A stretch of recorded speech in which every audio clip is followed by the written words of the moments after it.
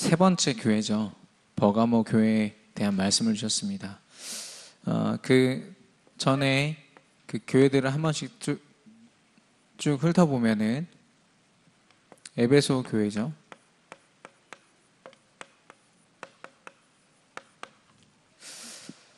에베소 교회에 대해서 하나님이 칭찬하신 부분은 뭐냐면 분명한 영적인 분별을 할 수 있었다는 겁니다. 무엇이 잘못되고 틀린 건지를 니골라당의 그런 구원파적인, 내가 구원받았으니까 마음껏 살아도 돼 라는 그런 주장들에 속지 않고 그리스도 언약을 지켰다는 거죠. 근데 첫사랑을 잃어버렸다고 했습니다. 영적 분별은 했지만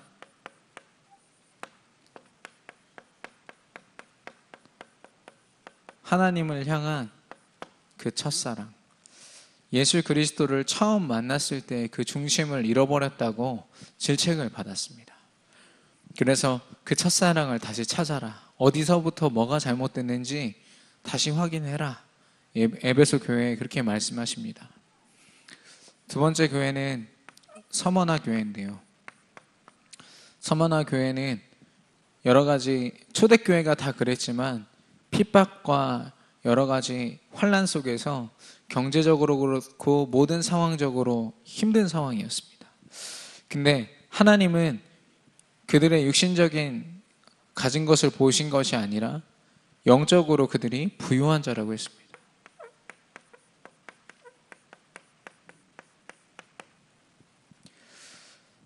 그래서 이 부유한, 영적으로 부유한 서머나 교회에 말씀하시거든요. 죽도록 충성하라고.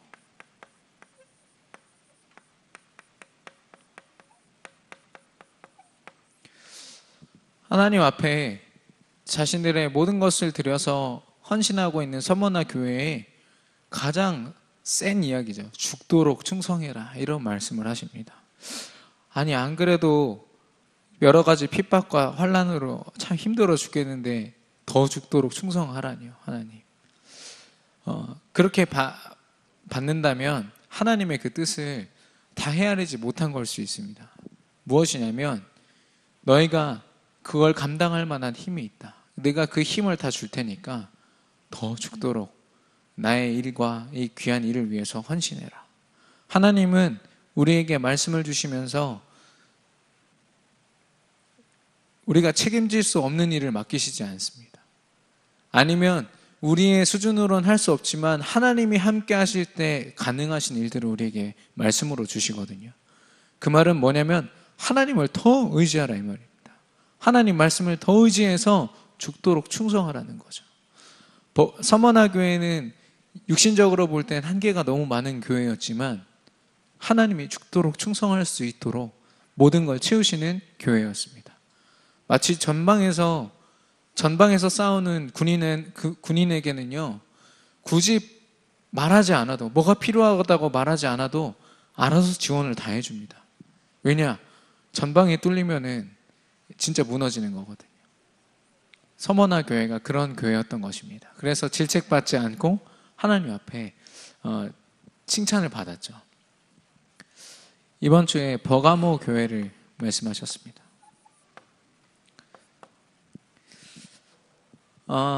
이 버가모 교회가 있었던 그 시기가 언제냐면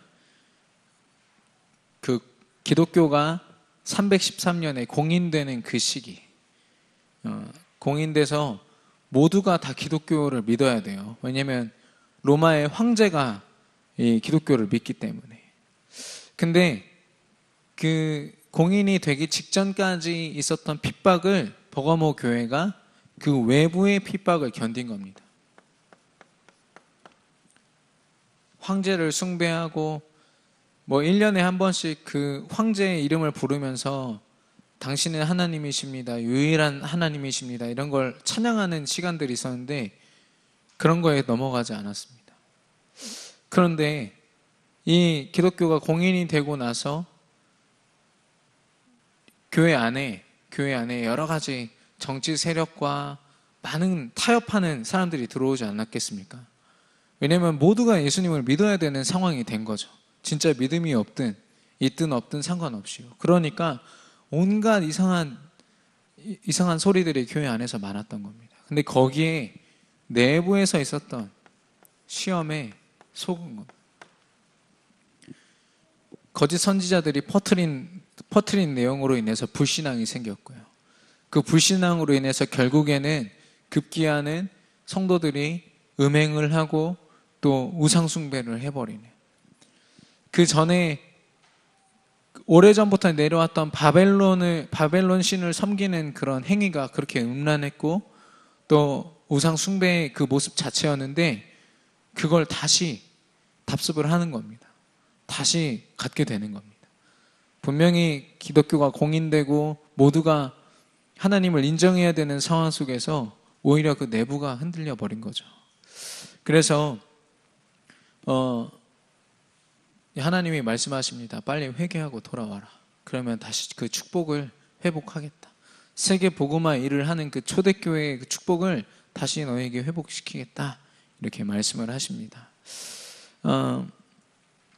버가모 교회가 왜 이렇게 됐을까요? 핍박을, 그렇게 큰 핍박도 이기고 순교자도 나올 만큼 그 믿음을 지켰는데도 왜 내부에서 이런 일들을 이겨내지 못했을까요?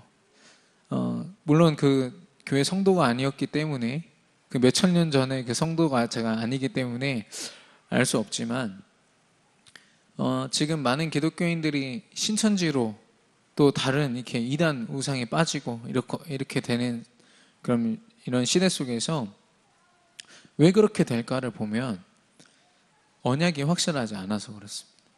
예수가 그리스도라는 사실로 완전히 결론 내리면 그 성경을 교묘하게 어마어마한 그런 문장들을 만들어내거든요. 현혹될 만한 문장을 만들어냅니다. 물론 성경에 전혀 안 맞는 내용도 많이 있습니다. 예를 들면 이만희가 뭐 왕이라든지 뭐 이런 말 자체는 말도 안 되지만 기독교인들이, 우리 하나님을 믿는 사람들이 궁금해하는 것들을 자기들 나름대로 굉장히 잘 풀어내는 것들이 있어요. 근데 그거는 언약이 확신하지 않으면은 그걸 반박해낼 수가 없는 겁니다. 아마도 버가모 교회가 그렇지 않았을까. 이 언약이 개개인의 그 마음속에 깊이 뿌리 내리지 못한 겁니다. 그래서 이 거짓 불신앙이 들어왔을 때 그들이 하는 포럼이 더럽혀진 거죠. 우상으로 더럽혀지고 불신앙으로 더럽혀지고. 언약만 포럼했다면 아마 이런 일이 일어나지 않았을 텐데. 언약의 교제, 언약의 포럼이 그래서 너무 중요한 건데, 하나님이 우리에게 주신 그 중요한 일들이 있습니다. 교회를 살리고 교회의 모든 성도를 서로 살리는 겁니다. 공동체로서. 그것을 감당하는 사람들을 우리는 뭐라고 하느냐? 하나님의 일을 감당하는 자. 가장 중요한 일을 감당하는 사람이라고 해서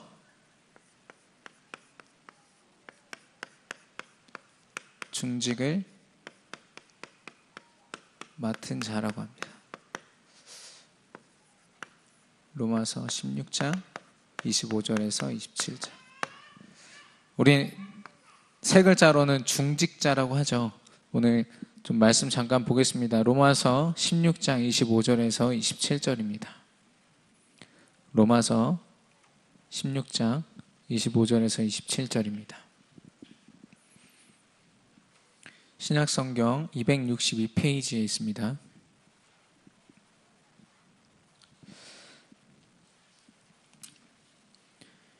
신약성경 262페이지 16장, 로마서 16장 25절에서 27절 우리 같이 합독하겠습니다. 시작.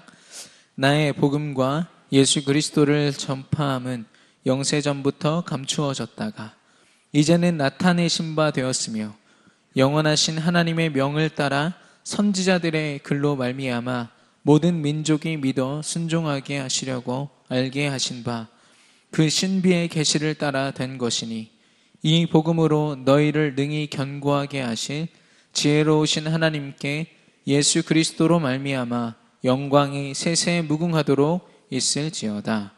아멘. 어, 언제 주어진 본문인지 혹시 기억나십니까? 여러분?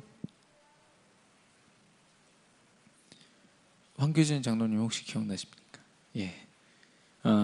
작년 7월 17일에 우리 교회가 입당 임직 예배 할 때 류광수 목사님께서 오셔서 우리에게 주신 그 말씀입니다.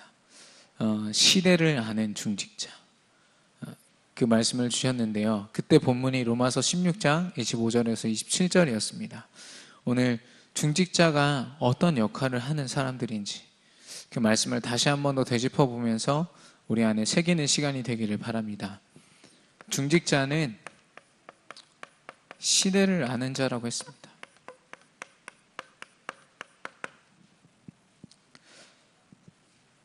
시대는요, 이 모든 역사는 하나님의 주권으로 인도받아 왔고 하나님의 말씀 성취 속에서 진행되어 왔기 때문에 우리는 시대를 아는 자가 되기 위하여 하나님의 필요를 알아야 합니다. 하나님이 무엇을 필요로 하시는가? 하나님이 어떤 일꾼을 필요로 하시는가? 이 시대 속에서요.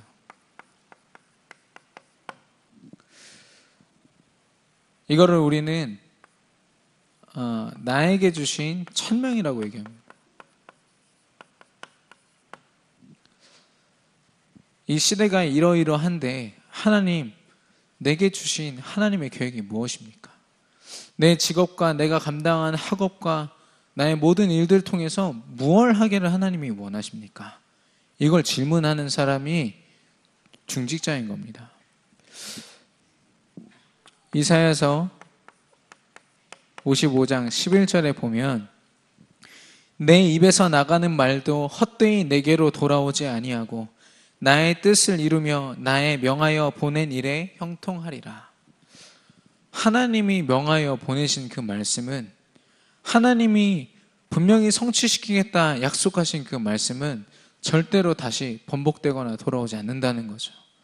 100% 성취되는데 그 성취되는 일 가운데 있느냐 없느냐, 그것을 발견하여서 그 자리에 있는 사람이 바로 중직자라는 겁니다.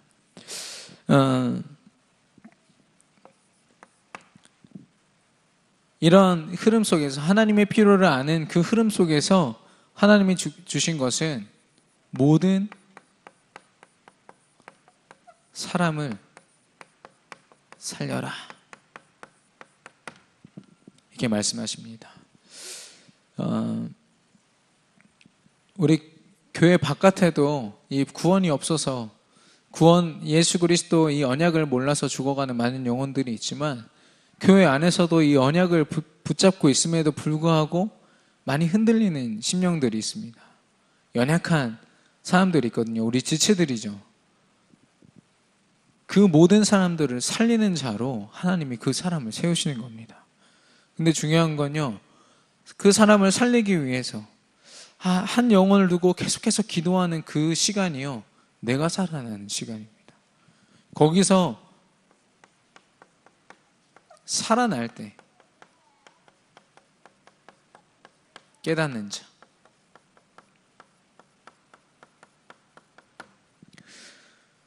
분명히 현장이 살아나거든요. 말씀의 성취 속에 하나님이 주신 언약으로 분명히 살아나는 것을 조금이라도 맛보는 사람은 깨닫게 됩니다. 하나님이 함께 하시는구나, 하나님이 지금 나에게 역사하시는구나. 오늘 있었던 일인데 20대 어떠한 사람이 13층에서 투신 자살을 했죠. 자기 지금 삶을 좀 비관하는 내용을 유서로 적어놓고, 그리고 이번 주 초에 또 아이돌 가수 한 명도 또 자살을 했고요. 너무 이렇게 흔히 그런 일들이 일어나니까 이제는 이렇게 좀 무뎌져 있다는 걸 제가 느낍니다.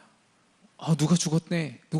근데 이게 너무 자주 있으니까요, 이게 어느 순간인가 되게 무뎌져 있는 거 있죠. 어떤 사람이 그냥 별세했다, 뭐 이 정도의 느낌인 거예요. 그 사람은 정말 삶 속에서 고통스러워하다가 비관하고 자살하고 이게 엄청 슬픈 일인데도 그게 막 무뎌져 가는 겁니다. 그런 속에서 우리가 이 언약을 붙잡는 겁니다. 사도행전 1장 1절, 1장 3절, 1장 8절입니다. 사도행전 기자가 그 사도행전 전체 그 전도의 모든 기록을 시작할 때 예수 그리스도께서 그 일을 행하심을 시작하심부터라고 시작하고 있습니다. 예수 그리스도 그 언약으로 모든 전도의 여정이 시작된다는 거죠. 그리고 그 예수님께서 집중하여 강조하신 그것, 하나님의 나라. 그리고 1장 6절에서 제자들이 눈치 없이 얘기합니다. 그러면 이스라엘은 언제 해방됩니까? 현실 문제를 가지고 예수님 앞에 나아가니까 예수님이 그건 너희가 알 바 아니다. 오직 성령이 너에게 임하시면 너희가 땅끝까지 증인된다. 이 언약을 주신 겁니다. 예수 그리스도와 하나님의 나라와 성령의 충만. 모든 사람을 살리기 원하는 자가 붙잡는 언약입니다.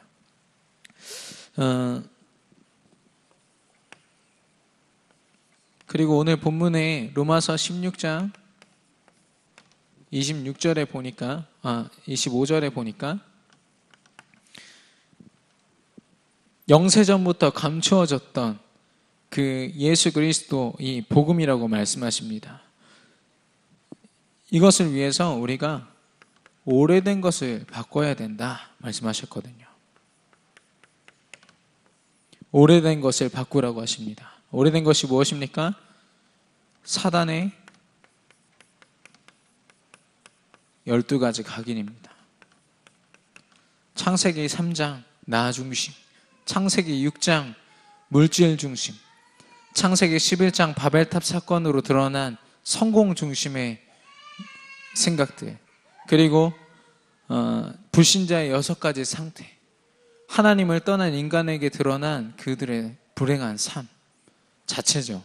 그리고 사도행전 13장, 16장, 19장을 통해서 무속과 종교와 또 문화를 이야기하고 있습니다. 사단이 완전히 그 시스템을 만들어 놓고 모든 사람을 그 불행함 속으로 인도하고 있는데요. 그 오래된 것을 바꾸라는 겁니다. 이걸 가지고 우리 안에 각인, 뿌리, 체질되어 있는 것들이 있거든요. 말씀과 상관없이 우리 삶 속에서 이렇게 갑자기 퍽 이렇게 튀어나오는 것들, 우리 안에 내재되어 있다가 어떤 순간이 되고 우리의 상처가 건드려질 때마다 이렇게 퍽퍽 튀어나오는 것들, 그걸 바꿔야 된다는 겁니다.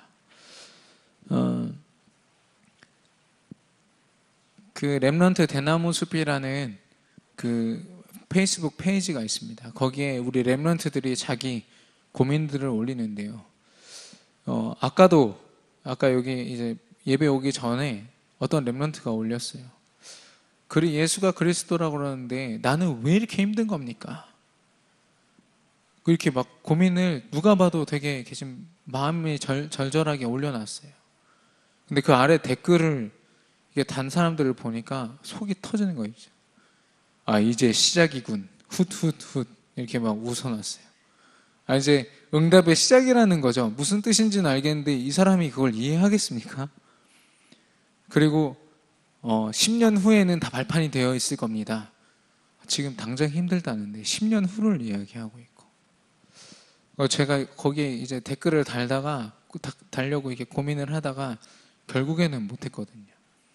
지금 당장 위로받고 싶고 지금 당장 상처 입은 심령을 어찌할 바 모르는 그런 오래된 그런 문제 속에 있는 사람들에게 답을 주려면 우리가 먼저 그 오래된 것에 대해서 답을 내야 된다는 거죠.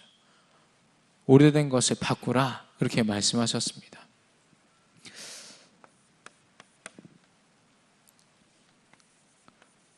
로마서 16장 26절, 이제는 나타내신 바 되었다고 했거든요. 예수가 그리스도 되신 그 사실을 하나님이 이제는 우리에게 비밀이 아니라 우리 선택된 자들에게 드러내셨습니다. 우리의 언약으로요. 그래서 이것을 위해 우리가 24 하라 말씀하셨거든요. 우리에게 주어진 24시간이 있습니다. 여러분은 이 시간을 무엇으로 보내십니까? 하나님은 오직 복음, 오직 예수 그리스도 하라고 말씀하십니다. 이 말씀을 하시면서 예로 들었던 게 마약 중독자가 24시간 마약을 해서 마약 24라고 얘기하는 것이 아니다. 알코올 중독자가 술을 24시간 동안 마셔서 24시간 중독되어 있는 것이 아니다. 그 생각과 마음과 영혼이 완전히 거기에 잡혀있기 때문에 그것을 24시간이라고 하는 거다. 그렇게 말씀하셨거든요. 물론 그것은 좀 안 좋은 중독이고 안 좋은 것이지만 우리가 분명히 그 가치를 아는 예수 그리스도 그 언약에 우리의 심령과 우리의 생각과 모든 것을 일치시켜 나가는 겁니다. 우리의 삶이 복음에만 집중되어질 수 있도록, 어떤 상황에서도 오직 예수 그리스도를 고백할 수 있도록 집중하는 거죠. 그때 우리의 삶은 더 이상 우리의 힘으로 악착같이 사는 24시간이 아니라 하나님의 계획으로 인도받는, 하나님의 주권과 성령의 역사하심으로 살아가는 25시가 되는 겁니다. 25시는 인간한테 불가능한 시간이거든요. 주어질 수 없는 시간이지만 하나님이시기에 가능한 시간입니다. 그리고 하나님이 내 삶에 개입하신다. 이거는요, 한계가 없고 제한이 없기 때문에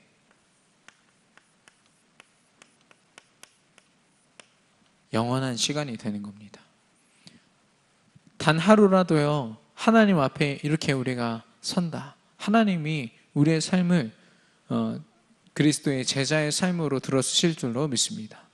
그래서 24, 25 영원이라고 말하는 거거든요. 근데 많은 사람들이 사실 24시간에 갇혀 있죠. 이 24시간이라는 그 시간 속에, 삶 속에 갇혀서 많은 고민과 그런 힘든 현실을 견디며 살고 있는데 하나님은 그걸 넘어서라고 말씀하시는 거죠. 넘어서는 중직자가 되라고, 시대를 아는 자가 되라고 말씀하시는 겁니다. 그리고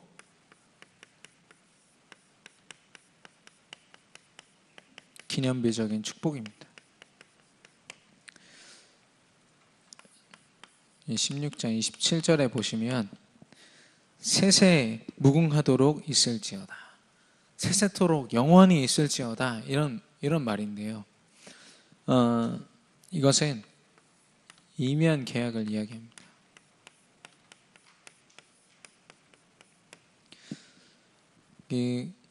고해륜이라는 렘넌트가 그 수학여행을 갔다가 눈이 너무 많이 쌓인 그 지붕이 무너지면서 거기 깔려지게 죽지 않았습니까? 근데 그것 때문에 해륜 유치원이 바누아투에 세워졌어요. 세워져서 많은 아이들이, 불신자 아이들부터 하나님을 믿는 아이들까지 수백 명이 거기에서 하나님을 배우고 또 여러 가지 엘리트가 되는 그 길을 밟고 있습니다. 그 유치원 하나가요, 앞으로 어떤 일을 하게 될지는, 하나님이 그 유치원을 들어서 어떻게 사용하실지는 우리는 아무도 알지 못합니다. 하나님의 영원한 그 계획 속에 있는 그런 그 해륜이라는 렘넌트의 작품이기 때문에. 그래서 다른 사람들이 다 이 언약을 붙잡지만 하나님이 내게 주신 시대적인 언약이 있습니다. 아무리 작은 일이고 세상이 볼 때 하찮은 일일지라도 내가 하고 있는 그 일을 통해서 하나님이 그 일을 보이실 것입니다. 이면 계약은 사실 좋은 뜻이 아니거든요. 계약을 했는데 이면에서 따로 만나가지고 하는 그런 약간 불법성을 띤, 그래서 세상적으로는 굉장히 아주 안 좋은 단어로 쓰고 있는데, 우리는 전능하신 하나님이 선하신 하나님과 하는 계약이기 때문에 이 이면 계약이 분명히 있는 사람을 하나님이 시대를 아는 자로서 중직자로 사용하신다는 겁니다. 무엇을 위하여? 후대와 그 시대를 향하여. 후대와 우리 렘넌트들을 위해서 내가 어떤 헌신을 할 수 있을까 계속 고민하는 사람. 그리고 이 시대가 지금 이렇게 타락해 있고 이렇게 하나님을 떠나 있는데 어떻게든 그들이 이 복음을 들을 수 있도록 내가 무엇을 할 수 있을까, 이 고민을 하는 겁니다. 그래서 이걸 통해서 아까 그 혜륜 유치원의 그 응답처럼 영원한 응답을 하나님이 허락하신다고 했거든요. 이게 그때 그 임직식에서 류광수 목사님을 통해서 하나님이 주신 그 말씀 전체 내용입니다. 우리 중직자라고 하면 안수 집사님 이상의 그런 분들을 주로 이야기하는데요. 사실 우리 모든 이 언약을 깊이 깨닫고 나름대로 이렇게 신앙생활을 오래 하신 모든 우리 성도님들이 사실 중직자입니다. 교회를 살리고 모든 사람을 살리는 자로 중직자로 하나님이 세우셨거든요. 우리 여기 있는 대학생들, 중학생들도 다 저처럼 교역자가 되는 것이 아니면 중직자가 됩니다. 그래서 그것을 준비하는 마음으로 오늘 말씀을 끝까지 우리 나누기 원합니다. 이런 중직자들에게 하나님이 원하시는 것은 그릇을 키우는 것입니다. 고린도후서 4장 7절에 보면은 우리 보고 하나님이 질그릇이라고 했거든요. 질그릇은 이렇게 보기에 그렇게 막 뛰어난 그릇을 말하는 것이 아닙니다. 그냥 흙으로 빚은 평범하거나 혹은 되게 이렇게 좀 누추해 보이는 그런 그릇을 얘기하는 거죠. 근데 중요한 건 이 안에 무엇을 담느냐가,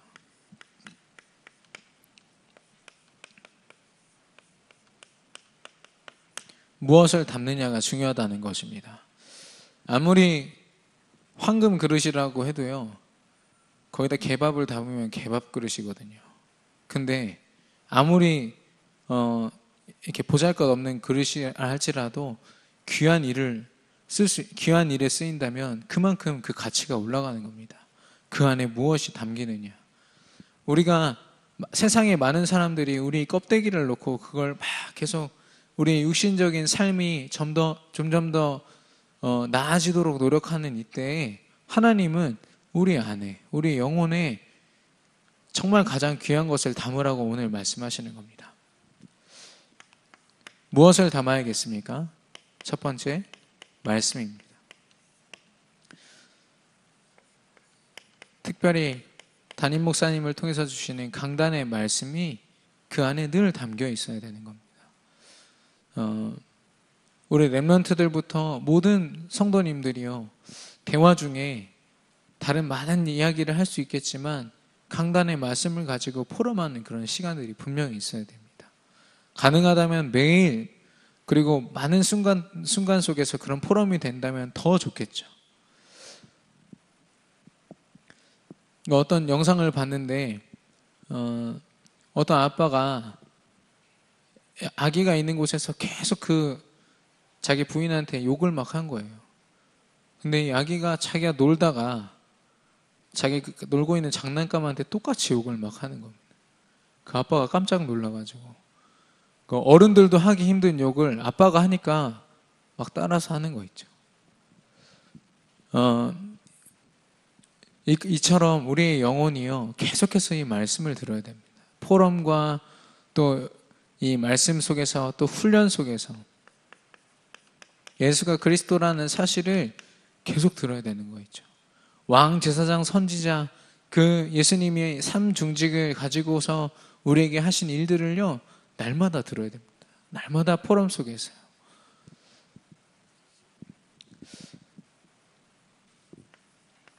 그리고 이 말씀을 붙잡고 기도하는 사람.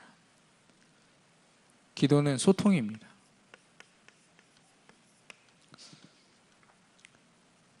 교회 안에서 일어나는 많은 일들이, 많은 안 좋은 일들이 소통이 안 돼서 일어난다고 이렇게 어제 기독교 신문에서만 읽었는데요. 그 소통은요, 인간과 인간이 서로를 이해하고 그 사람이 어땠느니, 뭐 어땠느니, 그렇게 뭐 품고 참고 그 정도의 수준의 문제가 아니라 먼저 하나님과 소통하는 겁니다. 하나님이 이 교회를 왜 세우셨는지, 내 앞에 앉아있는 이 사람을 하나님이 왜 이 자리에 세우셨는지를 말씀 속에서 확인하고 기도로 소통하는 겁니다. 그때 그 사람이 정말 귀해지는 거죠. 같이 정말 목숨을 걸고서 이 복음을 붙잡고 나아가는 언약의 사람을 어떻게 우리가 소홀히 할 수 있겠습니까? 초대교회는 그 사람들이 만날 때마다 울면서 끌어안고 한참을 기도했다고 하지 않았습니까? 우리가 그런 공동체로 모였는데 몇 마디 말 때문에 서로 우리가 상처를 받고 힘들어하고, 그런 이유는 사실 하나님과 소통되지 않고 정말 교회를 향한 하나님의 계획을 우리가 깨닫지 못할 때 오는 거거든요. 분명히 승리하시기를 바라고, 이제는 그 속에서 하나님이 이루어 가시는 전도를 우리 안에 담는 것입니다. 하나님의 역사죠. 하나님의 전적인 역사입니다. 그래서 우리가 말씀을 붙잡고 하나님과 소통하는 기도 속에서 또 하나님이 역사하시는 그 전도의 그 사명을 감당해낼 때 하나님은 우리를 살리는 자로 세우실 줄 믿습니다. 아주 쉽게 말해서요. 뭐 전도 제자, 그리스도의 제자, 증인, 뭐 많은 말들이 있지만 제일 쉽게 말하면 살리는 자입니다. 이 사람을, 누군가가 이 사람을 만나면 살게 되는 거죠. 그 영혼이 말씀으로 살게 되고 포럼을 통해서 그리스도를 알게 되고 정말 중직자의 그 사명을 감당할 수 있게 되는 겁니다. 그래서 저 여러분이 할 것은 내가 권사구나, 내가 장로구나, 이 이전에 내 안에 무엇이 담겨 있는가, 이걸 날마다 점검하는 겁니다. 이 한 사람의 중직자가 얼마나 중요한지 이렇게 좀 보니까요. 제일 많이 이렇게 거론되는 사람이 아론이지 않습니까? 아론이 어떤 사람이냐면, 모세가 이제 바로 왕을 만나서 우리 백성들을 이제 데리고 나가겠다. 근데 그 말을 못 하겠다고 얘기하지 않습니까? 하나님이 그 명령을 시키실 때. 그래서 아론을 대신 시켰어요. 아론을 앞에 두고 하나님의 말씀을 아론이 모세 대신에 바로 왕한테 전달한 겁니다. 그러면 아론이 처음부터 끝까지 다 봤겠죠. 그 모든 기적과 하나님이 하신 일들을 다 봤겠죠. 그 피크를 찍은 곳이 어디냐? 그 믿음의 피크를 찍은 곳이 유월절 사건이거든요. 10번째 재앙에 하나님이 죽음의 사자를 보낼 때 문설주에 어린 양의 피가 발라져 있으면 그 집을 넘어가겠다 말씀하십니다. 그걸 아론이랑 모세에게 같이 말씀하세요. 그래서 모세가 그 이스라엘에 있는 모든 장로들을 모아놓고 그 말씀을 전달합니다. 각 집마다 다 문설주에 피 바르게 해라. 이 말씀을 전달해라. 그 장로들이 쫙 흩어져가지고 그걸 전달하거든요. 아론도 그 옆에 있었습니다. 근데 지금 섬뜩한 것은 진짜 한 집만 만약에 전달 안 됐다고 생각해 보십시오. 그 한 집은 그 말씀을 전해듣지도 못한 채로 죽는 거 아닙니까? 그만큼 장로들이 한 군데 한 군데를, 한 집 한 집을 꼼꼼히 챙기면서, 왜냐면 우리 지체가 죽으면 안 되니까. 몇백만 명이나 되는 이스라엘 백성들이 단 한 명도 죽지 않았던 것은 하나님이 주신 말씀을 온전히 받았기 때문입니다. 한 사람도 예외 없이요. 그 중에는 의심하는 사람도 있었겠죠. 그러나 이 장로님들이 말씀을 딱 붙잡고요, 정확하게 전달한 겁니다. 그 믿음을 가지고. 그때 이스라엘이 출애굽까지 그 인도를 받게 되거든요. 근데 이 출애굽을 하고 광야 생활을 한참 할 때 있었던 일이 금송아지를 이스라엘 백성들이 만들지 않습니까? 그때가 모세가 시내산에서 십계명 그 돌판을 받는 그때였어요. 그래서 산 위에 올라가서 한참을 하나님이랑 대화하고 있으니까 산 밑에 있는 이 백성들은 불안한 겁니다. 우리 지도자가 어디 갔냐? 막 불안함과 이 불신앙을 계속 토로하니까 아론이 갑자기, 야, 니들이 가지고 있는 귀고리와 금을 다 모아봐 이러더니 주도해가지고 황금 송아지를 만드는 거 있죠. 그래가지고 황금 송아지 만든 것 때문에 하나님이 또 진노하시고 모세가 화나가지고 그 돌판 던져서 깨지지 않습니까? 그걸 보면서 그 아론이 그 어마어마한 기적을 보고도, 그 어마어마한 하나님의 역사를 보고도 당장 그 이스라엘 백성들, 그 무지한 백성들이 하는 불신앙 앞에 아니다, 하나님은 그런 분이 아니다, 절대 하나님 앞에서 불신앙하거나 우상숭배 절대 하면 안 된다, 이 얘기를 해야 되는데, 한 사람이, 그 지도자 모세 대신에 서 있는 그 아론이 그 자리에서 주도해서 우상숭배를 하니까 일사천리로 이렇게 쫙 되는 거 있죠. 그걸 보면서 중직자의 역할이 너무 중요하구나, 이 말씀을 하나하나 세밀하게 전달하는, 그리고 살리는 자로 교회 안에 또 교회 밖에 서 있는 것이 너무 중요하구나, 하나님이 보여주셨습니다. 또 하나의 예를 잠깐 설명해 드리면 브리스가 부부인데요. 브리스가 부부는 처음 바울을 만났을 때 전도자 바울에게 자기들이 하고 있는 그 천막을 만드는 사업을 전달해 줬어요. 전도자가 전도하러 다니면서 이게 굶지 않도록 그런 일을 할 수 있도록 도와주거든요. 그런 역할을 했을 뿐만이 아니라 아볼로라는 사람을 만납니다. 아볼로라는 사람을 만나는데 이제 이 복음을 잘못 왜곡해서 알고 열심히 그 목회를 하는 목사님이었어요. 근데 이 브리스가 부부를 통해서 예수가 그리스도라는 분명한 사실을 다시 듣게 됩니다. 그래서 이 목회자가 이 중직자 부부를 통해서 완전히 전도자로 거듭나는 거 있죠. 중직자 한 사람의 그 믿음, 중직자가 붙잡은 언약이 한 현장을 살리고 또 때로는 목회자까지도 살릴 수 있는 거구나, 이걸 하나님이 계속 알게 하십니다. 결론입니다. 중직자로 그 역할을 하기 위해서 많은 일들을 우리가 감당해야겠고, 어제도 당회를 통해서 우리 교회 우리 중직자분들이 각자 맡아야 될 일들이 이렇게 분배가 되었습니다. 또 각 구역, 또 각 기관, 조직마다 그 세워진 일꾼들을 같이 이렇게 명단을 보고 이렇게 결정하는 시간이었거든요. 많은 일들이 있지만 가장 중요한 것은 개인화입니다. 아까 말씀드린 것처럼 하나님이 내게 주신 것을 내 안에 담는 것, 내가 무엇이 내 안에 담겨 있는가를 늘 점검하는 게 바로 개인화죠. 그래서 하나님이 내게 주신 구원의 그 가치를 분명히 알고, 이 구원을 허락하신 예수 그리스도 그 이름에 날마다 집중해 가는 겁니다. 그래서 오늘 보시면 로마서 16장 25절은요 사도행전 1장 1절과 같습니다.